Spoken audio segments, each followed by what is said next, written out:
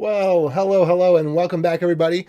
I'm AJ O'Neill, and it's Beyond Code Live. Yeah, and we are going to be talking about the two hardest things in computer science, which, of course, are, if my keyboard will work here, caching, naming things, and off by one errors.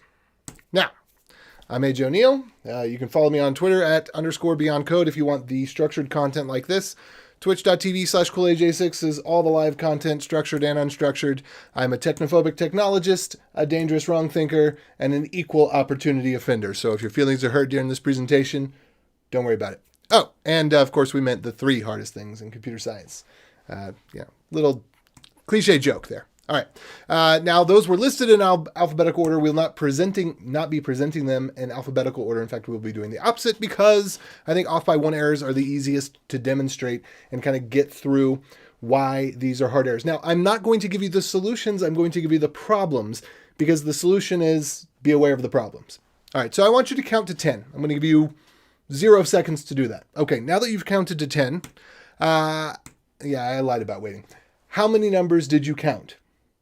Now, if you're a proper computer scientist, not what did you count to, but how many did you count, right? That's distinction. So if you're a proper computer scientist, you would have counted to 11, of course, because 0, 1, 2, 3, 4, 5, 6, 7, 8, 9, 10. Obviously. Now, here's a trick question for you. Well, I guess that was actually trick question 0. Here's trick question 1.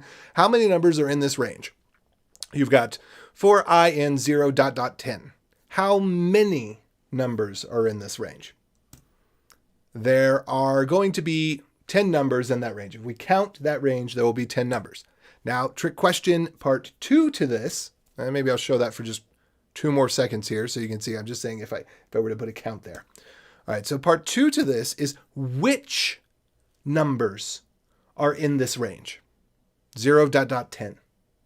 And the answer is, I'm not going to tell you. You'll have to go find out for yourself. No, I'll tell you later. We'll get there. All right. So how about this range? Okay. So which numbers were in this range? Which numbers are in this range? So 1.10. Which numbers are in that range? Or how about this range? 0.10.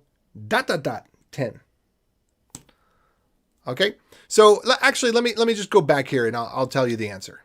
So in this range, we're going to have the numbers 0 through 9. In this range, we're going to have the numbers 1 through 9. And in this range, we're going to have the numbers 0 through 10. So this is my original counting to 11. Not to 11. All right. Now, here's another trick question. Which is the first element in this array? Well, you probably come up with your answer. Which is the first element in this array? Are you sure? And of course you shouldn't be, because the first element in the array is going to be bananas, because the 0th element is apples.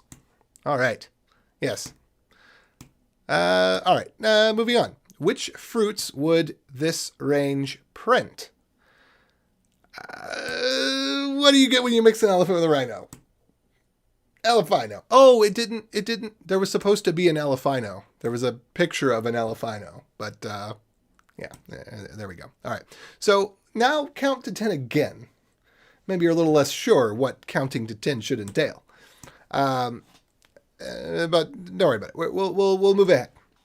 So here's another trick question. Can you find the needle in this haystack? So what is index going to return? It is going to return, of course, 0. And what about, can you find the needle in this haystack?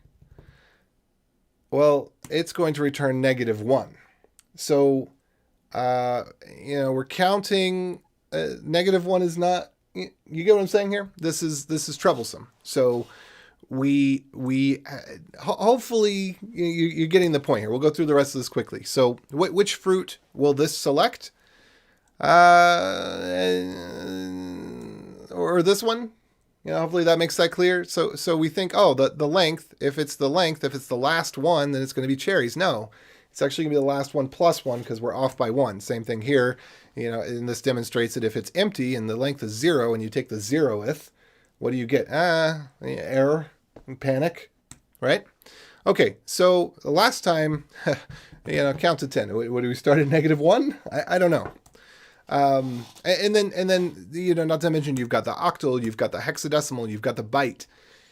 So there's so many different ways that you could be off by 1, depending on which number system you're using, depending on what type of indexing the language you're uses, depending on what type of range selector you're using. So this is the problem of off by 1, and this is partially why it's hard. And then you have just typos. You could be off by 1 letter. The difference between this is JavaScript splice and slice. One will empty the array, and the other will copy the array. You want a presentation about complex array and object manipulation. I will give you one about simple array and object manipulation, and you will probably find it to be complex enough to meet your needs. We will, yes, put that in the content request channel and the Discord, please. Okay. So then here's another, you can have slightly different APIs that work differently. So substring in JavaScript and subster in JavaScript, they work differently. So you pass in the same parameters. They look as though they'd be aliases of one another, but actually they work completely differently, as you can see the output here. So if you really want to be familiar with off by 1 errors, if you want to encounter a ton of them and enjoy every minute of it, what I would recommend is that you implement chess in a 1D array, which is basically meaning that you put the whole chessboard in one array of 64 squares, elements. And if you want to cheat, you could actually make the chessboard size 65 elements so that you could start at 1, but you might find that that actually does not help you as much as you might think it would help you. But if you're having the off by 1 problem, implement a simple game that is a board-based game in a one-dimensional array where you have to say, well, the first row is this number through this number, the second row is this number through this number, and so on. That's a really good way to get familiar with that problem. Now, number 2 is we're going to be talking about naming things.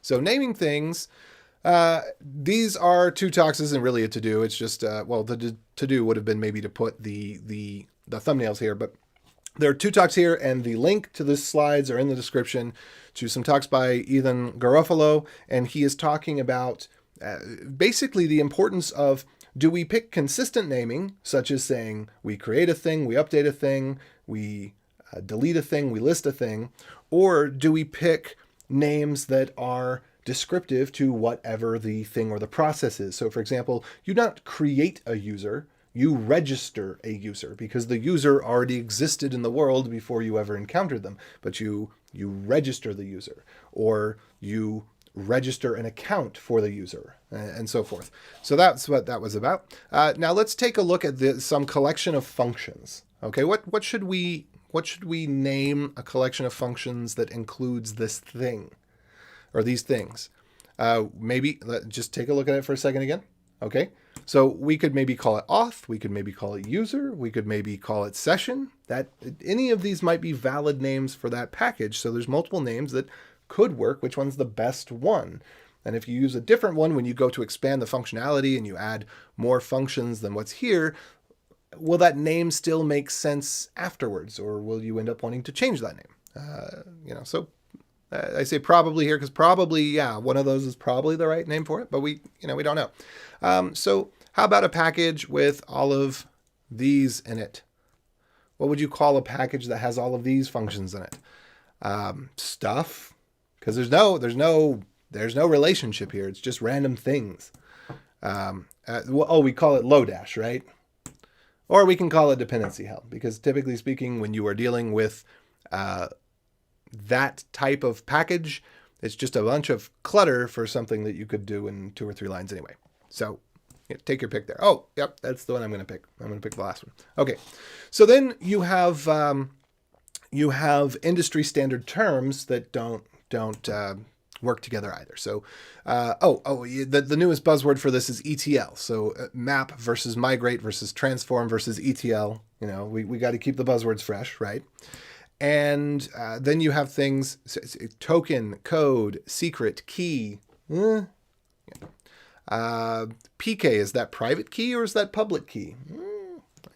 Is it an API key or is it a secret key? Is it a client ID or is it a consumer ID? So in the industry, I actually just go back to the first point here. Most people don't know the industry standard terms. But if you do know the industry standard terms, do you know the right terms for, this season of fashion in the industry standards? Because these terms change, right? So naming things is just difficult. Think back to chess. What do you call where the pieces go? Now, we kind of cheated because I already thought about this and I already said that word. But were they slots? Are they elements? Are they places? Are they squares, cells, spaces, coordinates, thingies? What do you call where the pieces go? It's an element in an array, right? Or it's a cell in a row, or a cell in a table, or a cell in a grid. It's a space on the board. It's coordinates, A1, B2. I know. Why don't we just call it B sub I? Because B is obviously board and sub I is whatever the position is. Nailed it. No, we don't want to do that. We definitely don't want to do that. But I would vote on squares. The point of all of this being that we had one more example. So here's a function. This is actually super similar to something that we just went through at work recently. What would you name this function? Currently it's named limit. But what does it even do? If you wanted to name this well, you'd actually have to break these things apart a little bit and give them slightly more descriptive names to say what is the generic thing we're trying to do, which is limit or filter, but what is the purpose for which we're utilizing this in our code right now. From the code here, we can't tell what this does. This looks like a very generic filtering function, and it is.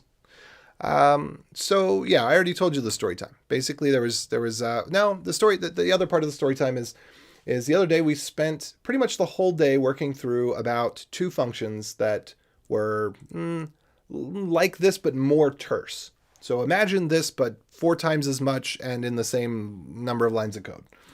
And there was a few of those, and we spent maybe not the whole day. We spent about half a day going through those. And at the end, it was worth it because we took one of the most complex, least understood pieces of the code, and then now 2 people understood it as opposed to, I'm not sure that anybody understood it before. There was one person that could work in it, but I don't know if anybody understood it.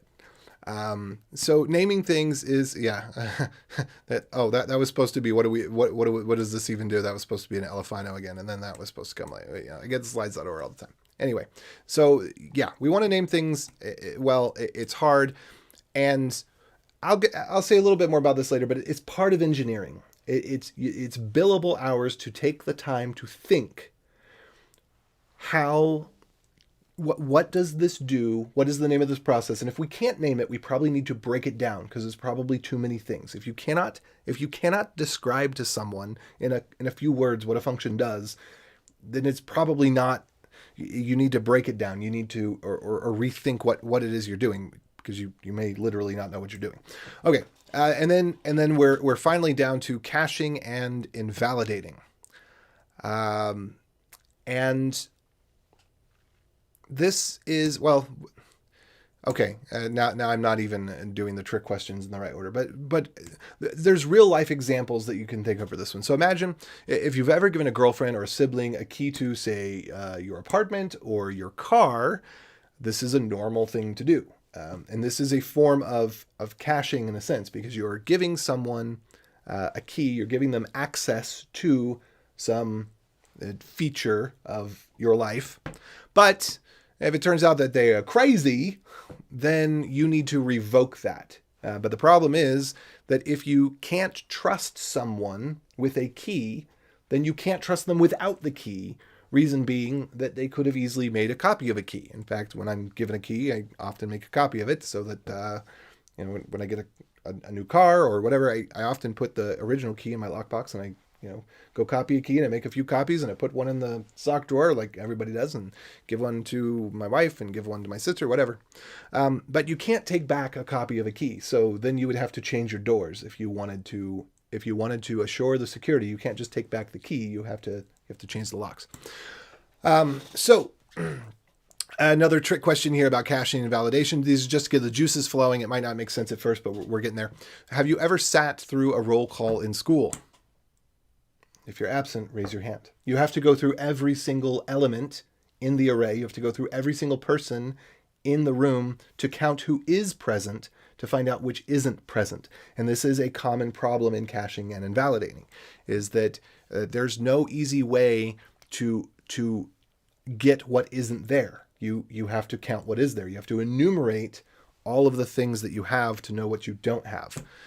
Okay, so, and then here's another one. This is a little bit off. It's a little bit on the edges, but it's still similar. So if you're familiar with daylight savings time, how do you schedule an event that's 6 months in advance? So sometimes when you save data, the data is time sensitive in of itself. The data is not concrete. So if I save an event with you, and I say that we want to meet at 5 p.m., if I were to save that time in UTC, then if I was just to rehydrate the time from UTC, so I say at 5 p.m. in New York, and we save it as UTC in the database, and it's an event that's 6 months away, and then we retrieve it out of the database, when we convert it back, we'll get either 4 p.m. or 6 p.m. We won't get 5 p.m. So the meeting was supposed to be at 5 p.m., but because it was over a daytime boundary or a daylight savings boundary, now it's either at 4 or 6 p.m. So it's an hour off. And we didn't do anything wrong. We just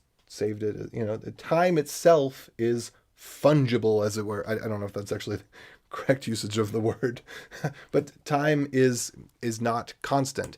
And then you can even have this problem of time zones change.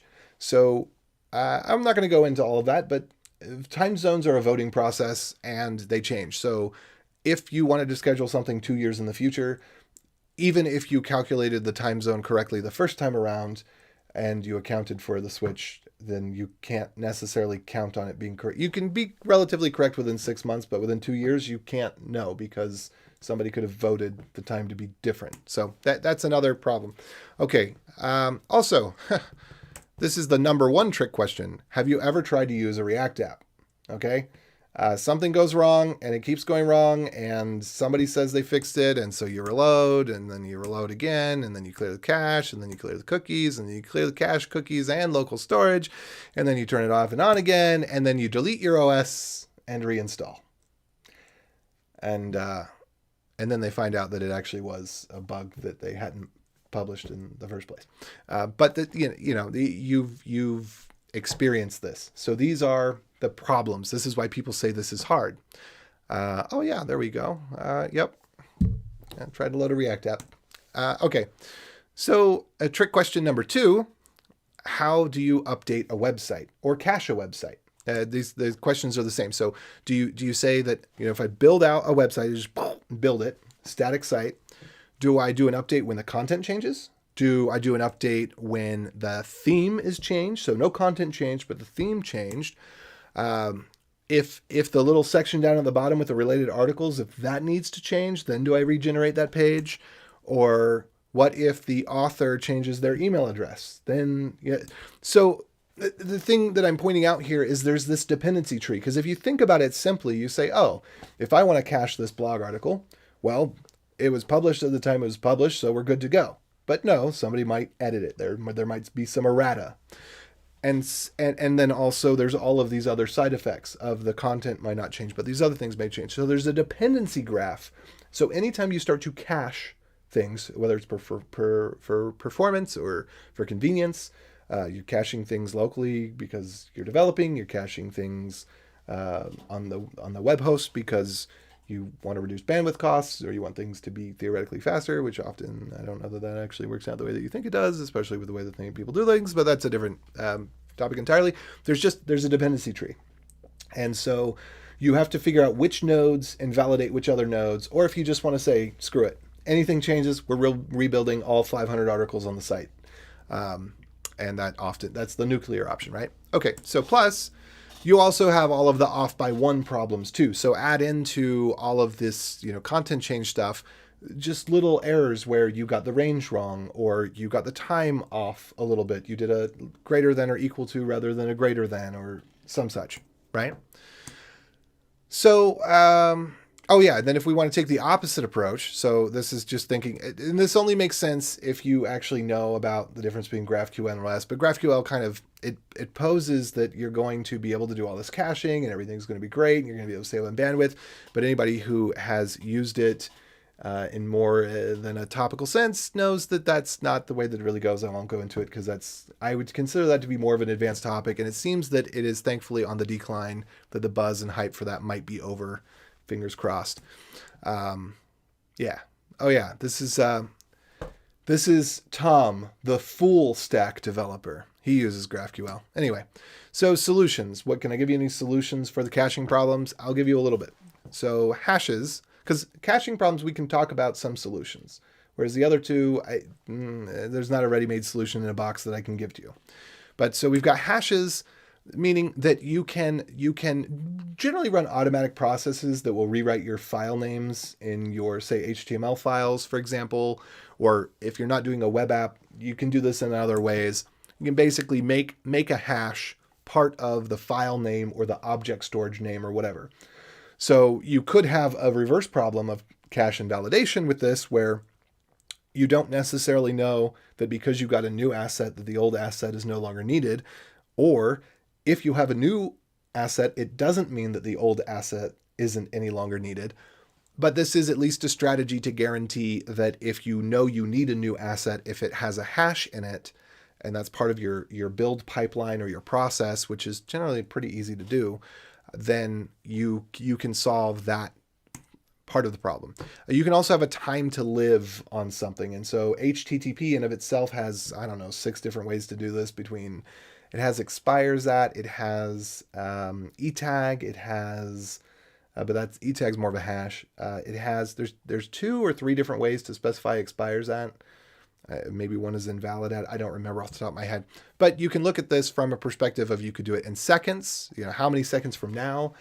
The expires in versus expires at. You could do it at a UTC time and say it expires at this time. You could save a local time and the offset and the time zone altogether, so that at any point in time you could compare it against the current time, even if daylight savings or weird time things have changed. And then I don't know what the I don't know was supposed to be there. Oh yeah, that's the. So other than that, I don't know. Be smart, which is hard. But you can do fresh, stale, and expired. This is a good trick for caching. Is if you can mark something that you know is fresh, a condition that's on this side of the boundary, it's definitely fresh. And there's a condition on this side of the boundary, it's definitely expired, you do not want to use it. And then there's states where it's kind of in the middle and maybe you can use it. It's stale, you should go check, you should go fetch in the background for new data, but you can keep the existing data and continue to use it. So basically useful, not useful, and probably useful, but updated in the background. Definitely not service workers unless you really understand all the nuance of them. So service workers is definitely not a solution to caching problems, because I have seen it create so many caching problems. That said, it can be a solution. But I'm just, and this is more of an advanced topic, but just if somebody tells you service workers, you just think of that aliens guy, with the big hair, aliens. That, somebody says, oh, caching problems, service workers. Not necessarily. They can work, but just a caution on that one, because I know they're popular right now.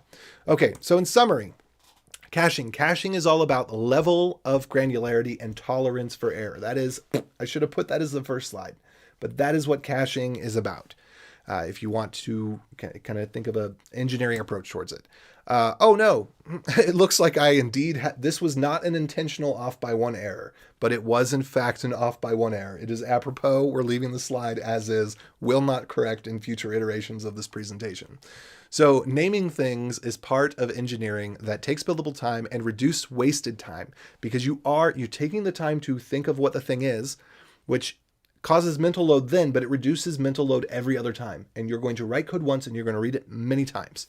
So you want to optimize for reducing mental load. Also, it reduces outdated documentation, because the code is going to change, but the documentation is not going to change with the code. So if you simply name variables well and name functions well inside of your code, then you are reducing the other places that you need to go update, especially if it's languages where the code or the some level of documentation is auto-generated, like what we see in Go and Rust, for example. So it does take time, but no one ever regretted naming something well. But then again, there's on the flip side, people do regret spending hours over trivial details. So, there's a happy medium. Don't name things stuff, utils, things, tools. And I mean, there is an exception to that, of course. But in general, if you're reaching for that, if you don't have a clear name, if it sounds very generic and could apply to anything, it's probably a bad name. Okay, and then the off by one errors. Counting is hard because we've got the 0 index versus 1 index versus different languages, different applications. For example, in JavaScript, months are 0 indexed, days are 1 indexed. We've got inclusive versus non-inclusive ranges. So, and then there are also ranges that I didn't show that are inclusive to the right side, but not the left side. So there are certain range operators where if you do 0 to 10, it'll actually do 1 to 10 as opposed to 0 to 9. And then we count in different ways. Are we counting from -1? Are we counting, do we have to consider the case of, to the user, we're telling them there's 256 slots, but those slots are between 0 and 255. So we have to do translation. There's all these types of things that can pop up. So I'm going to turn the time over to you now. Feel free to ask me questions. Appreciate questions, particularly about this presentation, but you can pop up with other questions too. And I'll just wait for a second while we go through that. So you formulate those. And in the meantime, if you want to, if this was useful for you, if you enjoyed it, if it was entertaining, or if it helped you go to sleep, go ahead and click the like. Also on YouTube, sub if you want to get more like this. Actually, this is the live channel. If you want to sub, the Beyond Code channel doesn't have enough subscribers yet to have its own little name, and so it'd have this heck long URL, but it's Beyond Code Bootcamp on YouTube with the B. So if you want to subscribe to just this type of content, that's the curated content, that's the way to go. And then follow on Twitch for the live streams, and then click all the things down in the doobly-doo. There's some goodies for you that you might find useful.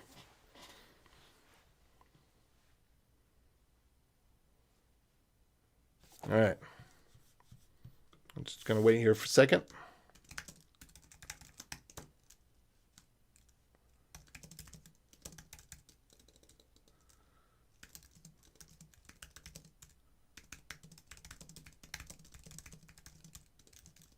I don't know why I'm actually, I know why I typed that, because I'm sitting here and you're hearing me. Oh, it's because you get that about 15 seconds before you hear me.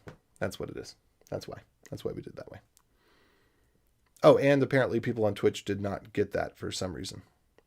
So yeah, we can ask off-topic questions. Oh my goodness, everybody's joining in. Hello, everybody. I'm AJ O'Neill. The presentation's over. But you can go back and you can watch it from the beginning if you'd like. All right. Well, with that, not seeing any questions, I'm going to go ahead and head off. I'm going to go ahead and drop the link to the Discord one more time. So if you'd like to join in on the Discord, there is a content request channel. There's also a live streams channel. So every time there's a live stream, it gets put in the live stream channel, and I will notify you personally with the little @you if I am doing one of your content requests. So again, here is Discord. See content requests channel. All right. Well, with all that said, you have a wonderful day, night, evening, lunch, noon, dinner, breakfast, whatever it is, wherever you are. And Michael now asks the question, just as I'm about to leave. Okay, I'll bite. How long can a function name be? There is no length to a function name. Now, that can vary from one language to another. However, I recommend that you scope your functions such that they don't have to have ridiculously long names. If you look at Objective-C code, those names are way too long. But so there is, there's this thing called the law of specificity, which I might have made up, but I'm pretty sure I didn't. I think I got it from somewhere, which is that it depends on how specific what you're doing is, how long the name needs to be. So I is a perfectly fine, a single character variable, for when you're doing I, J, and K, if you need to do some sort of nested loop stuff. Those are perfectly valid names. If you are doing something that is highly unusual, a longer name makes more sense. And the same is true with functions and everything else. But if you have a function scoped to a package, one thing you don't want to do is stutter. So what I mean by stuttering is that you have a package that includes maybe too many things. It's got some user stuff, it's got some group stuff, it's got some other stuff, and then you have a function that is create user and update user and user and user. You don't want your repetition to be on the right side. Your repetition should be on the left side and separated by a dot or whatever the operator is in your language. It might be colon, it might be an arrow, whatever. But so the user package or the user module or however you want to look at it, it's called different names in different languages, should exist. And then you should have a function on that might be user.register if you decide to go with the human naming route, or user.create if you decide to go with the traditional route, and so on and so forth. And you will separate out those functions into modules. It's perfectly normal and fine that you have a create user function and you realize later, oh, I need to create a user module. But you want to avoid stuttering. So the name should be, if I know what file I'm in, which I should because my editor is going to tell me, and if I know what the general area of the code is, I should be able to tell from the context of where I am and the name of the function that I'm looking at, I should have a relatively good idea of what it is that I'm trying to do. All right, so I hope that was helpful. Any other questions? I'll wait another 30 seconds. And then I do have another stream coming up that's going to be, I'm going to go through some webinstall.dev pull requests because people have added more things and I have neglected it because I was busy. And again, thank you very much for that question. I appreciate the questions, especially in the live streams that are, this one's prepared material. I'm kind of trying to go through it, but yeah, I really, really love the questions on live streams. I love the questions, period. Appreciate it. It's nice to have the interaction. All right, Baikal, I hope to see you again. And to those others of you that have joined in, if you'd like to say hello real quick before I say goodbye, it'd be nice, So I'm AJ. Who the heck are you? Why are you here?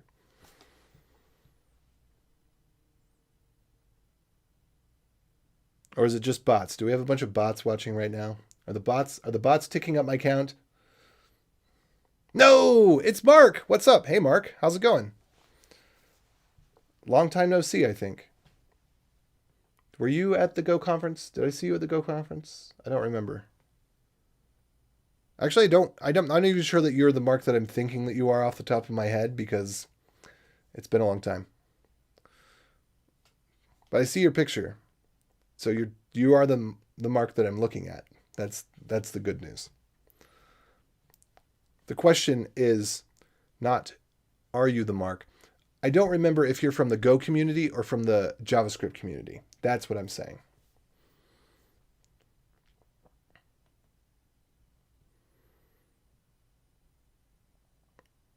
All right. Well, okay. I think I've waited long enough. JavaScript meetup. Okay. I think I've waited long enough. I am going to trim out some of the fluffy bits at the beginning and the end of this, and this will get reposted onto the Beyond Code Bootcamp channel. So if you would like to share this with others, and I hope that you do, please share it. Well, I mean, if you want to share it right now, share it right now. If it's on your mind right now, do it. But I will probably have this up tomorrow on the Beyond Code Bootcamp channel. I will post the link to that in the Beyond Code channel on Discord, as well as in the Utah.js Discord. And sharing that link would be the most appropriate for this because the people who are coming looking for that structured content, that is the channel where they'll get the most value out of it. All right. Again. Oh, lost me. Hold on. I'm going to sign off one more time. All right. So again, thank all of you for joining in. Thank you for your questions and your participation. Thanks for saying hello. I appreciate all of that. I hope to see you again. Like and subscribe if you want to. Give it a thumbs down if you didn't like it, and share with someone that you like. If you did like it, share with someone that you don't like if you didn't like it. And I will catch you later. Wait, I did that wrong again. Adios. Yeah, now it felt too artificial. It used to be natural and now it's forced.